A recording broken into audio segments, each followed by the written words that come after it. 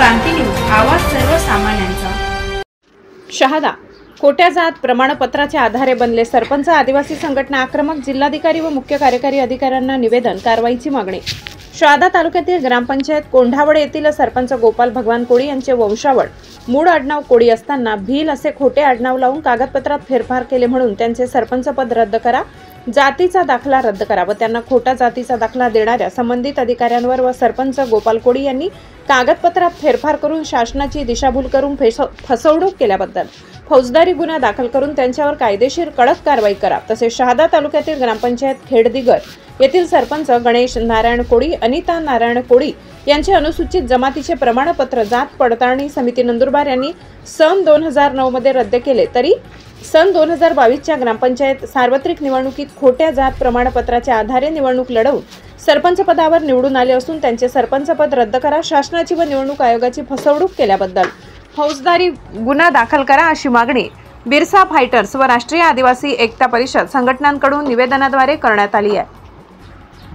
मागणीचे निवेदन नंदुरबार जिल्ह्याचे जिल्हाधिकारी व मुख्य कार्यकारी अधिकारी जिल्हा परिषद नंदुरबार यांना देण्यात आले। यावेळी बिरसा फायटर्सचे राष्ट्रीय अध्यक्ष सुशील कुमार पावरा, राष्ट्रीय आदिवासी एकता परिषदेचे राज्य उपाध्यक्ष रोहिदास वडवी, सामाजिक कार्यकर्ते कुमारी मालती वडवी, डॉक्टर सुनील गावित, राष्ट्रीय आदिवासी एकता परिषदेचे नंदुरबार जिल्हा अध्यक्ष पंकज वडवी, बिरसा फायटर्सचे बिलीचा पाडा अध्यक्ष वनसिंग पटले, हाना पटले, जयराम पटले, किसन वसावे, जयसिंग वसावे, मोदा पावरा, राज पावरा आदी बिरसा फायटर्स बिलची पाडा कार्यकर्ते उपस्थित होते। ग्रामपंचायत सार्वत्रिक निवडणूक 2022 मध्ये गोपाल भगवान कोळी यांनी सरपंच पदाकरिता नामनिर्देशन फॉर्म मध्ये आपल्या नावासमोर कोळी आडनाव व न लावता भील आडनाव लावले। जातीच्या दाखल्यावर आडनाव बदल करून शासनाची फसवणूक करीत लोकनियुक्त सरपंच म्हणून निवडून आले। सरपंच गोपाल भगवान कोळी हे आदिवासी समाजाचे नसून कोळी समाजाचे आहेत। त्यांचे वडील भगवान आनंदा कोळी हे मूळ कोळी समाजाचे आहेत। आईचे नाव कानुबाई भागवत कोळी या भील समाजाचे आहेत। त्यामुळे मुलाची जात ही वडिलांकडून निश्चित केली जाते, आईकडून नाही। तरी गोपाल भगवान कोळी हे कोळी समाजाचे असूनही त्यांनी आदिवासींच्या सवलती व योजनांचा लाभ घेण्यासाठी खोट्या कागदपत्रांच्या आधारे शासनाची दिशाभूल करून अनुसूचित जमातीचे प्रमाणपत्र घेऊन हल्ली सरपंच पद उपभोगत आहेत। खेडदिगर येथील सरपंचांचे सुद्धा जात प्रमाणपत्र हे जात प्रमाणपत्र पडताळणी समिती नंदुरबारने सन 2009 मध्ये अवैध ठरविले असताना खोट्या जात प्रमाणपत्रा आधारे निवडणूक लढवून शासनाची फसवणूक केली आहे। अशा खोट्या जात प्रमाणपत्रावर तात्काळ कारवाई करा, अन्यथा येत्या 8 दिवसात आदिवासी संघटनांकडून तीव्र आंदोलन छेडण्यात येईल असा इशारा देण्यात आलाय। महाराष्ट्र क्रांती न्यूज साठी प्रतिनिधी जगन ठाकरे, शहादा, नंदुरबार। शहादा तालुक्यातील कोंढावड व खेडदिगर येथील काही सरपंचांनी खोट्या जात प्रमाणपत्राच्या आधारे सरपंच पदाची निवडणूक लढवली। हे जे सरपंच आहेत हे अनुसूचित जमातीचे म्हणजे आदिवासी समाजाचे नसताना त्यांनी आमच्या आदिवासी समाजाचं बिल हे आडनाव लावून जातीचे प्रमाणपत्र व इतर कागदपत्रांमध्ये फेरफार करून सरपंच पद ते भूषवत आहेत। आम्हाला जिल्हा परिषद आणि ग्रामपंचायत विभागाला हा प्रश्न विचारायचा आहे की जेव्हा निवडणूक घेतली जाते तेव्हा निवडणूक जी समिती असते तर ही समिती या उमेदवारांचे कागदपत्र तपासत नाहीत का? त्या तपासणीमध्ये यांना एवढा मोठा गोड केलेला दिसत नाही का?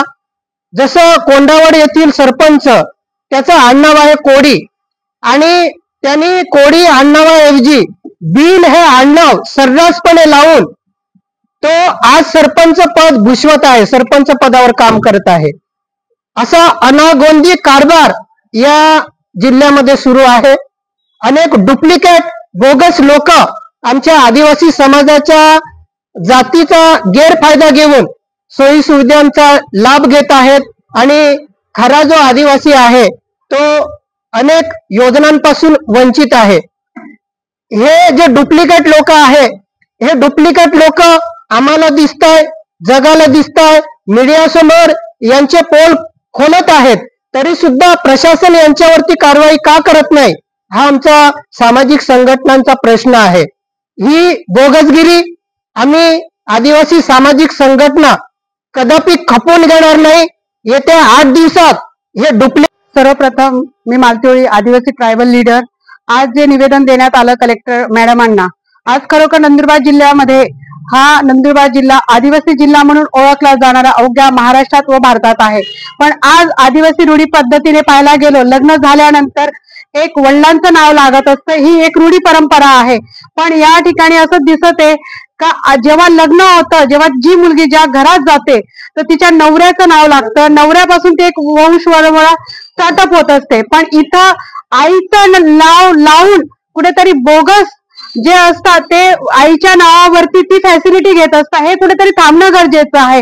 आज नंदुरबार जिल्ह्याच्या ठिकाणी कधी असा कारोबार होत असेल तर एक जातीचा दाखला देणारे व व्हॅलिडिटी देणारे लोक हे झोपलेले आहे का, हा मुद्दा इथं उपस्थित होत असतो.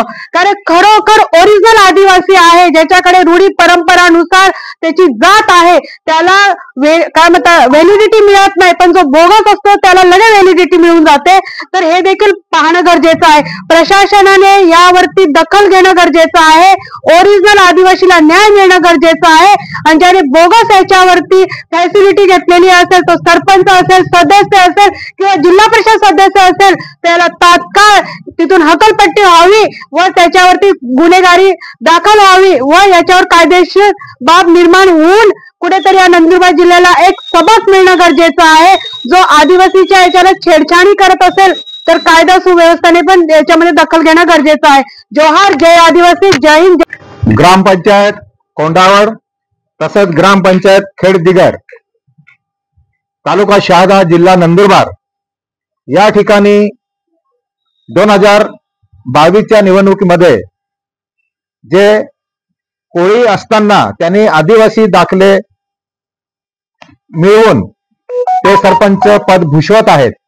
तर ही एक फार मोठी शोकांतिका आणि दुःख आहे की या जिल्ह्यामध्ये जे खरे आदिवासी आहे त्यांना डावलून सरपंचच्या निवडणुकीमध्ये देखील खोटे दाखले धारण करून हे लोक निवडणुका लढवून आज सध्या ते पदावर आहेत. तर या लोकांना ज्या ज्या अधिकाऱ्याने, ज्या ज्या सिस्टमने यांना खोटे दाखले दिले, त्याच पद्धतीने त्यांनी शाळेच्या दाखल्यावर देखील खाडाखोड करून कोळीऐवजी त्यांनी भिल्ल असे त्यांनी दाखले मिळवून ते आज सरपंच पदावर आहेत.